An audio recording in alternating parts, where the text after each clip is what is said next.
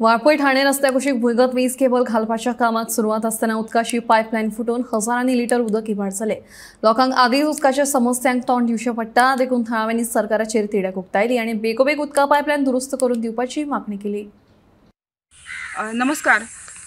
सध्या वाळपय शहरान भूमिगत वीज वाहिनी घालपाचें काम सुरू आसा आनी आयतार वाळपय ठाणे रोड आसा ह्या वेळार कितलेशेच जे खड्डे आसा ते खूब दीस जाले खणलेले आसा आनी परत तेंचें काम सुरू आसलें आनी आयज सकाळी आनी काल तेंच्यांनी पायपलायन फोडलेली आसा आनी आतां जे उदक आसा ते हजारो लिटर तेंचें उदक आसा ते वाया वयता।